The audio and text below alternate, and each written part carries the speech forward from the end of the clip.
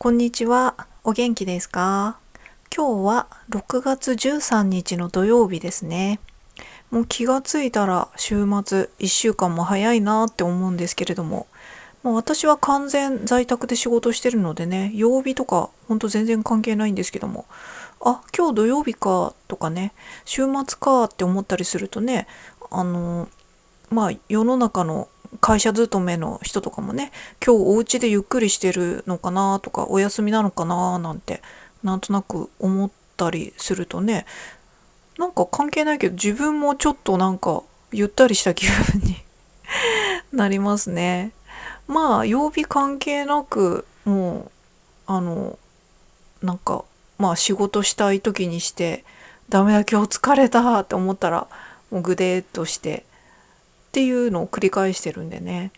本当にマイペースでやってるんですけれども、収入が安定しないっていうのは、まあまあまあまあそのうちね、本当に生活に困ったらなんか考えようっていうくらいには思ってますね。今大事なのはね、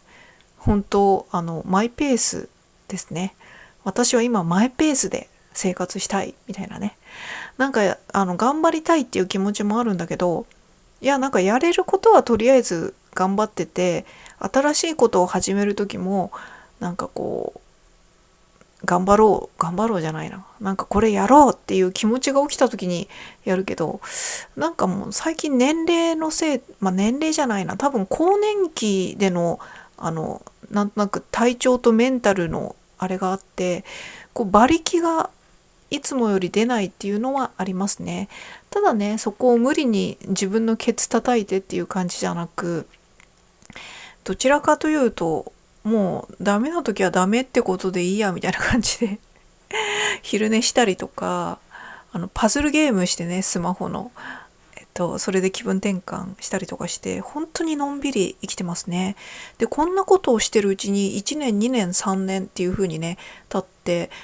私の年齢がどんどん進んで、若い時よりも、体力が落ちたりとか、気力とかね、そういう面でも、あの、自然の流れで年齢的なものでね、緩やかに落ちていく、なぎになっていくっていうのはあると思うんですね。そんなネガティブな意味での落ちていくっていう感じじゃなくて、うん、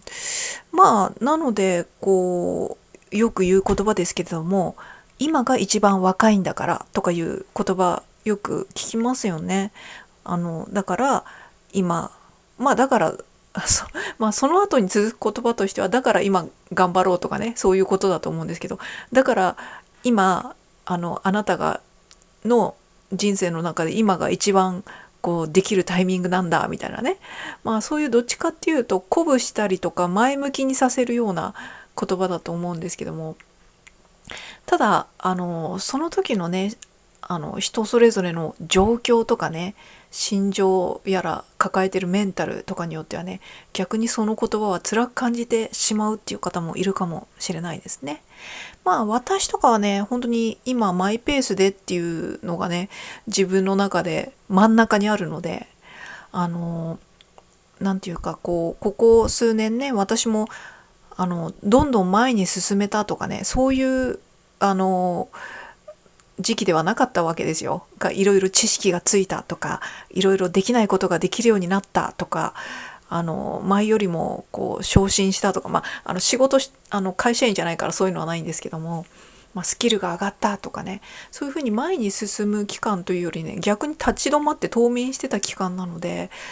ただ冬眠してる間でも自分の年齢はね、1歳2歳3歳というふうに重なっていってしまうという焦りみたいのもどこがなくはないんですけども、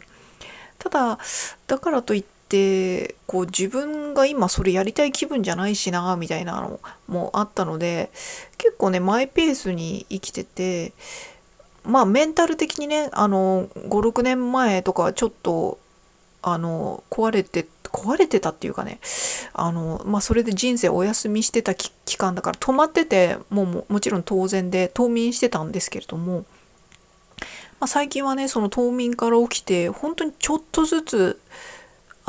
無理ない範囲で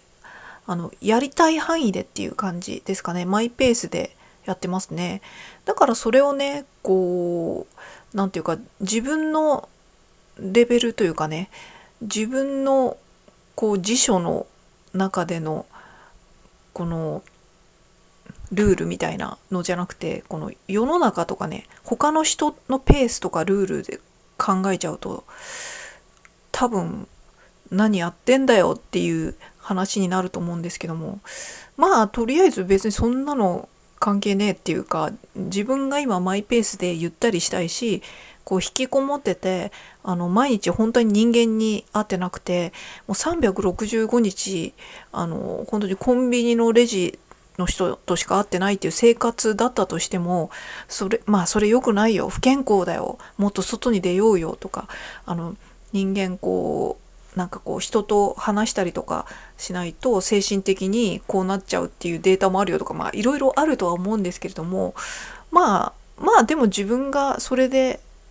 今マイペースでそれでいいと思ってんだったらいいかなって思いますね。でもちろん人によってはね、こう全然こう人に会ってないと一人ぼっちでずっといると、それこそそれが一番メンタルが病んでしまうっていうね、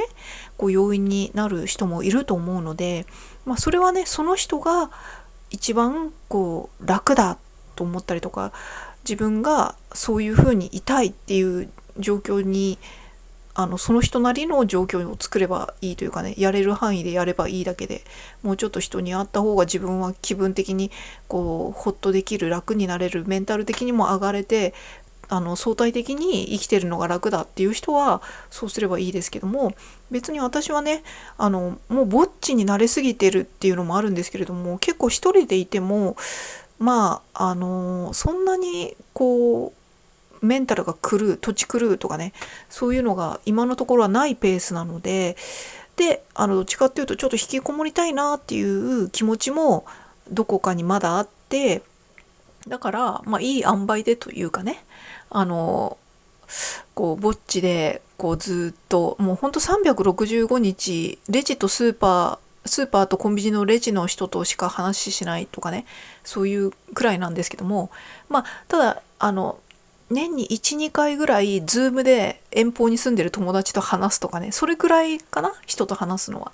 本当にこうだから人間と会話をしてないので、もうメンタル的に良くないかもしれないけど、でもなんかこう今はちょっとそうしてたいっていうのがあるので、それが自分にとってのマイペースだと思ってやってるって感じですね。でやっぱりね、こう人と喋らなかったりとかすると脳の中の言語野とかが縮小したりするんじゃねえかなとかね、そういうなんかちょっとこう恐れおののきじゃないけど、なんかそういうゾッとするようなこともちょっと心配だったりはするんですけども、だからといって今じゃあこう外に出てこう人とのコミュニティに入ろうとか、何かしらその外でちょっと仕事を人と話すためにちょっとした仕事をしようとかね、そういうアイディアはないんですよね。たとえちょっとこうなんていうのかな、自分が今それで 100% 元気はつらつ、一番これがこう人の営みにとって精神的にも肉体的にも健康なのはこうですよっていうのが別にあったとしても、自分が今それの気分じゃないので、自分の人生をトータルで見て、今たとえそれで低空飛行だったとしても、そりゃそれで自分がでも今日この日そうしたいんだからそれでいいやみたいな感じですね。そうそう、だから私がね、例えば98歳とかでね大往生して今の人生からおさらばするときに、私は40代半ばから50歳ぐらいまで本当にこう引きこもって誰とも会わず時間を無駄にしてしまった。まだ40代とか50代とかだったら体はまだ元気でいろいろできたのにとか後悔するかなって言ったら多分しないと思うんですよね。それは分かってんだけど、いろいろした方がいいよっていうもっともなあれは分かってるんだけど、ある意味ね、私が今したいのがこうちょっとなんていうかこう低血圧な感じでこうのぼーっとマイペースで生きてて、それを毎日毎日繰り返してるうちにちょっとずつなんかこう自分であれちょっとやってみたいかもとか、これやってみようかなっていうのが0.5 ミリぐらいの振れ幅でちょっとずつ起こって、それでこう無理せずになんかやろうっていう気持ちになった時やって、ちょっとやってみたらやっぱ疲れてはあって思ったら無理にそれを続けずに、でまたなんかやりたくなったら何かをやってみたいのをちょっとずつやってるうちに、だんだんちょっとずつカロリーの大きいことができるようになってくるっていう感じですね。でまあそれを繰り返しつつまあ5年ちょっと前は人生お休みに入った時には本当にただ寝てるだけの日々だった時から、ちょっとずつ経って、まあ一昨年の末ぐらいからは自分でね、自分のお家で在宅ワーカーとしてまあ人に雇われてるわけじゃないんで、ちょっと本当に完全な一人ですけれども、少しずつお金を稼ぐっていうことを始めて、本当にベイビーステップもいいところだよっていう感じ。その辺のベイビーレベルじゃないよみたいなステップちっちゃいよっていう感じなんですけど、まあそんな感じでちょっとずつこうなんていうか小さい回転を起こしてるっていう感じですね。その回転も遠心力がついてきたらどんどんこういろいろ回転していくんじゃないかなって思うんですけども、今は超マイペースでちょっとこう動かすのにいろいろその遠心力が起こるほどまだぐるぐる回ってなくて、それを回すのにこうちょっと力を入れてよいしょっていう風に動かしてるレベルで、疲れたと思ったらまた止まっちゃって、でまた一からよいしょって動かしてて、なんだよダメじゃんって思うかもしれないけど、それはそれでいっかみたいな、そんなことをやっていつつ、私は日常の中で人とも会ってないしどこにも行ってないし、こう分かりやすいエンタメとか楽しいとか人と会って喋って面白いなとか、そういう大きなことはないんですけども、コーヒー飲んでうまいなとか、パズルゲームやるとなんかこういいなとかこの漫画面白いなとか、めっちゃ体がだるい疲れたとか思って布団にゴロンとなった時に、オーガニックコットンの敷シーツ買っといてよかったわみたいな、心地いいわこのシーツとかねそういうちっちゃいレベルでマイペースでやってて、今はそれでいいって感じなんですよね。すごいこうもっと頑張んなきゃとか、もっとこうしてお金をガツガツ稼がなきゃとか、稼げるかわからないけどトライアンドエラーをもう何回も繰り返さないと、結局はよく言うじゃないですか。成功した人とかはね、トライアンドエラーとかを10回トライして1回でも当たればいいんだみたいな。だからそういう人とかも結局9回は失敗しているけれども、それが表に出てなくて1回分が成功したから、この人はすごい成功したとか、成功したっていうとこまでいかなくても、どうにかなったとかね、そういうレベルでもいいんですけれども、それがね表に出てるのはその10回トライしての9回の成功してない失敗が見えてないだけだから、こうつべこべ言わずにとにかく進むべきだみたいな、そういうあれってあるじゃないですかそれはそういう気分な時にそれをやればいいわけで、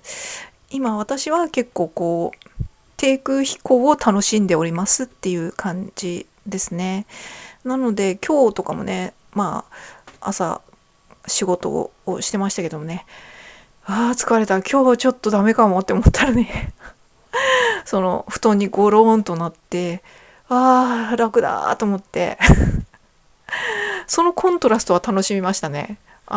辛い、やってるのが辛い、疲れたっていう辛いっていうところから布団にゴローンとなった時の楽だ、解放された、体は楽だって思った時のこのコントラストが私にとっては日常の中でちょっとした楽しみっていうね、そういうレベル感でこう生きてる感じですね。でね、多分ね、私もこういうのを繰り返していくうちにどんどん元気になったら、自然にもっと人と会いたくなったりとか、もっと人と会う何かをしたくなったりとか、外に単純に出かけて行きたくなったりとか、物欲とかも出てくると思うんですよね。この洋服欲しいとかね。だからそれはそれでまあいいやみたいな。で、なんやかんやで私も人生お休み期間に入ってからもう5年数ヶ月ということで6年目なんですけれども、なんやかんや言ってるうちにもう6年も経っちゃったじゃんみたいなね、そういう焦りもちらっとなくはないかもしれないけども、それはそれでいいっていうか、ある意味なかなか逆にこんな経験できないよねっていうのもあるんですよ。こんなに人に会わずに生きるこんなに人と会話を交わさずに生きる、こんなに仕事も完全に自分でやってることなので誰とも関わらずに生きるそうそう。だから、ある意味、例えば、仙人みたいな人が山にこもって、何年も誰にも会わないみたいなね。そういう経験ってできないじゃないですか。だから、ちょっとそれに近い、引きこもりをしてるんだなって思うと、逆に世界中を旅していろんな経験をするっていう、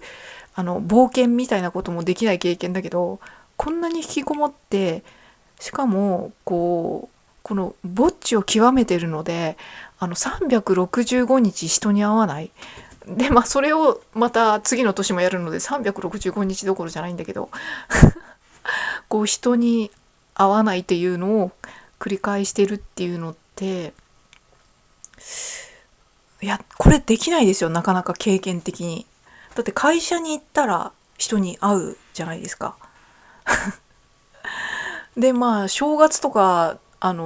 帰省するとかいうのがある人もやっぱ人に会うじゃないですか。なので、すごいことだな。ある意味、修行じゃないな。修行じゃないんだけど、生きててなかなかできない経験かなっていうふうに思いますね。で、そのうち今度外に出て、いろいろね、なんか出たくなったから出たわ。人といろいろやりたくなったから人となんかやったわっていう風になったら、やっぱそのコントラストがね、また強烈に感情となって出てくるんじゃないかな。いい感情となって、うわーとかね、おもろーとか楽しいとか思う感情が、やっぱり今のね、引きこもりがある分コントラストの幅が大きくてすごい感情が動くんじゃないかなっていう風に思ったりとかしますね。でもちろんねそんなことを言いつつ、このまま引きこもりのまま私が98歳になる可能性だってなきにしもあらずなんですよ。その時、なんて切ない人生だったんだ。私はもう44から45くらいから人生お休みに入って一人になって、完全なぼっちになって引きこもって、早半世紀50年以上も私は引きこもって生きてしまった、なんて切ない悲しい人生なんだって思うかなって思ったら、多分思わねえなっていうふうに思ったんですよね。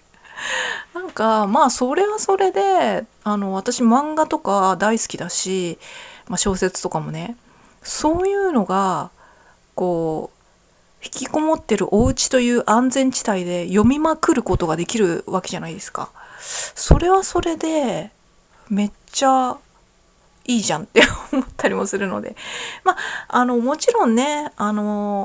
外に出て旅行したりとか、人に会って何かやったりとか、みんなで酒飲んだりとか、ちょっとおもろいとこ行ったりとか、なんか面白いことやって意見を言い合ったりとか、一緒に何かを起こすとかね、そういうのの方が分かりやすく感情が分かりやすく楽しいっていうのはあるんですけれども、でもそれができなかったと取ってみたいな、それはそれで結構引きこもりも悪くないかなっていうふうに思ったりするんですよね。だからなんだろう、私は私のペースで今生きてて、なんか5年以上経った今も人生お休みからぼっちでちょっとずつ収入を得たりとか、少しずつ何かはやってるので、少しずつこうこう回転させてはいってるんだけども、思いのほか時間がベイビーステップのベイビーがベイビーすぎるっていうかだったので、それはそれでいっかみたいな。でやっぱりね、私もなんかやりたいなって思った時にはやっちゃうと思うので、逆にね、それはそれでいいやっていう感じで生きてるなって感じですねなんだろう。でなんか昨日とかなんとなくふと思ったのは、私が今この瞬間というか、今この人生の中の今こうやって引きこもってて普通にこうマイペースで自分で生きてる今、やりたいことって何かなって思ったら、例えば旅行行きたいとかいろいろあるじゃないですか。旅行行きたいとか、あの洋服買いたいとか、こうなんかね、そういうこうカロリーが必要な願望っていうのはまだそんなに出てなくて、どっちかっていうとね、どっちかじゃないな、今やりたいことはね、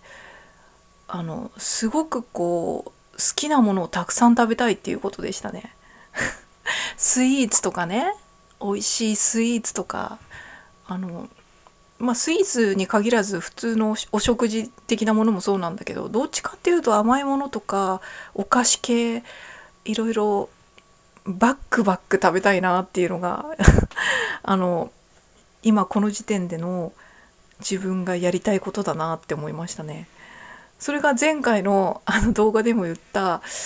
最近体型的に中年女としての体型として腹のダブつきがどうにもならんっていうのと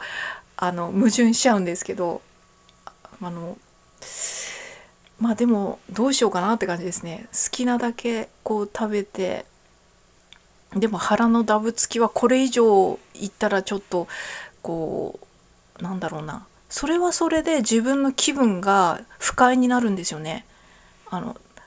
すごい腹がダブつきすぎると、こうその自分を朝起きた時とか、うわ腹出てんなとか、あとはズボン履いた時に何このシルエットみたいな、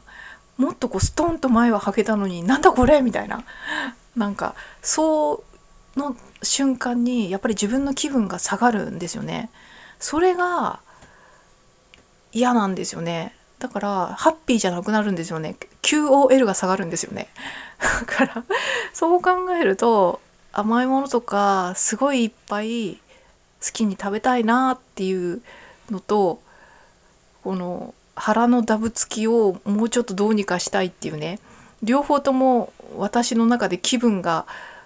上がるための行動なんだけど、その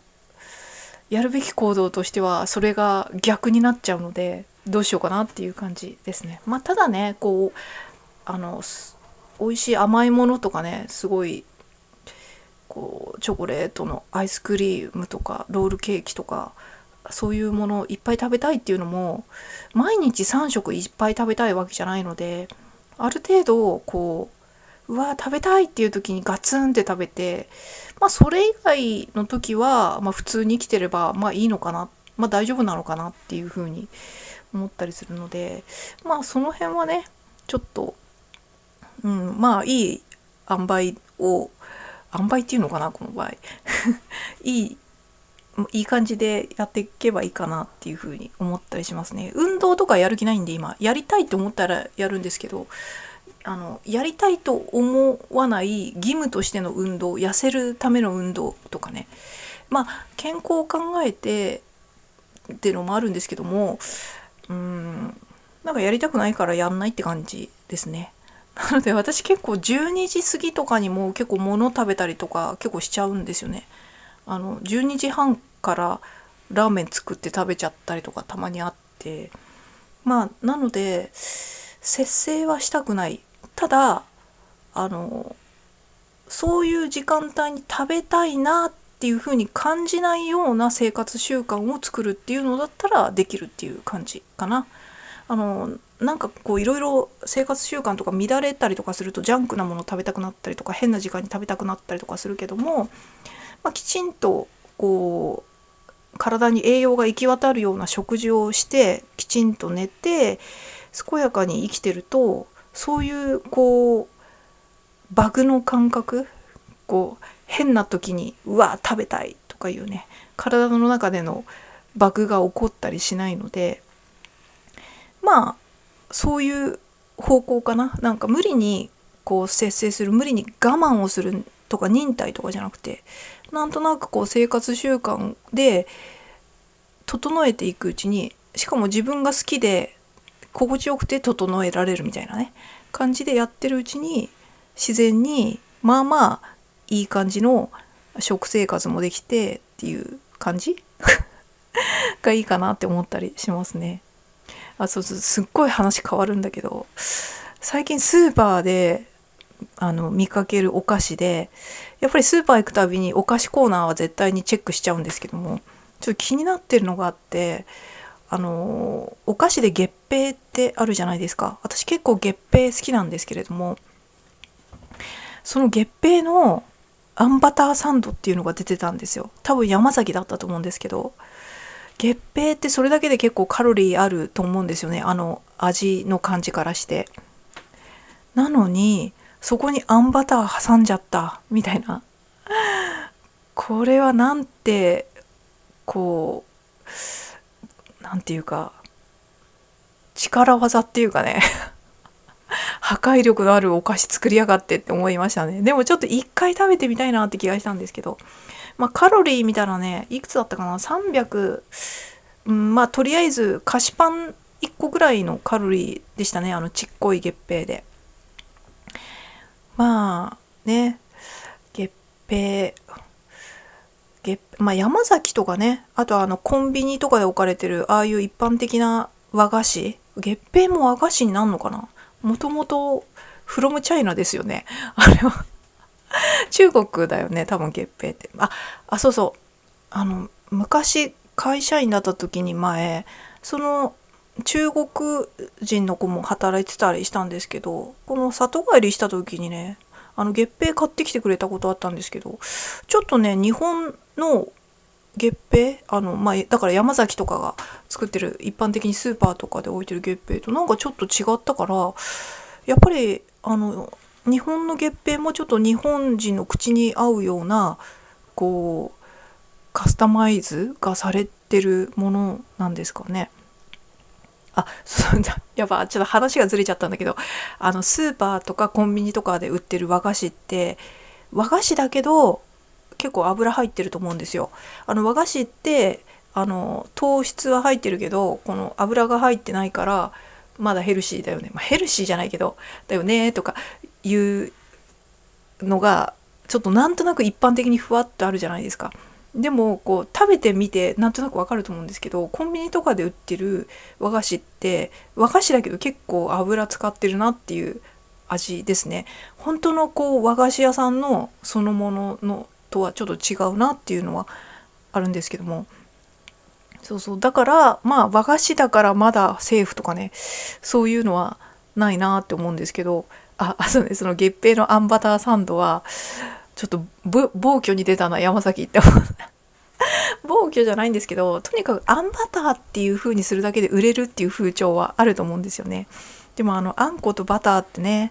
やっぱ美味しいんですよねそうそう。でもなんだろうな、あんバターだったら私ちょっと自分でやってみたいなと思うのはおはぎのあんバターですね。おはぎってあるじゃないですか。もち米とぼたもちの方ですね。どっちだ、あんこのおはぎ、きなこじゃなくてもち米とあんこのでできてるおはぎにバターを加えてあんバターにするっていうのは美味しいかもなって思ったんですよね。ただもち米もちょっと半殺しぐらい、ちょっと半分潰したぐらいのもち米にした方がバターとあんバターには合いそうな気がするななんてちょっとさっき妄想したんですけども、でもバターをね乗せて食べるとちょっと食べにくいし、なんかちょっと違う。だったら中に入れるのかな、そう想像したらもち米の中にバターがあってであんこは外側っていうと、あんことバターがこうくっついてないから、口にパッと入れた時のあのあんバターのこう感じがちょっと出ないなと思って、やっぱあんことバターは一緒にこうくっついた状態にしなきゃって思った時に、そうすると上に乗っけるしかないし、バターで包むんだらバターは油だからベタベタしちゃうしって思った時に、カリフォルニアロール的なね作り方でおはぎを作ったらどうだろうって思ったんですよね。カリフォルニアロールってお寿司をの海苔を逆に内側にして米を外側にしてこうぐるぐる巻いてるじゃないですか。それと同じで、このおはぎのカリフォルニアロールバージョンでもち米を外にして内側にあんことバターを入れると。なんだったらこうほんとカリフォルニアロールみたいにもち米を薄く敷いて、ちょっと半殺しぐらいにした半分叩いたもち米を敷いて、でカリフォルニアロールみたいに周りにちょっと黒ごまとかつけるとまた美味しいかな。でその上に薄くあんこ、私は粒あんがいいと思うんですけども、粒あんと薄くこうバターを乗せて、それをカリフォルニアロールと同じ要領で巻くと。そうするとロール形式みたいに内側にあんことバターが入った逆おはぎが出来上がるとか思いました。これさロールケーキであるねそれあんこバージョンの。でもバターとあんこはないかな。あと外側がもち米、半殺しのもち米でカリフォルニアロールみたいに外側に黒ごまをつけてっていうのはなんかそれとかだったら自分ちでもできそうだなっていう風に思ったりとかしました。なんかねちょっと甘いもの食べたいなって思ってたらそんなことをちょっとさっきまで考えてたよっていう今日も取り留めのないお話でございました。ということで、それではまた。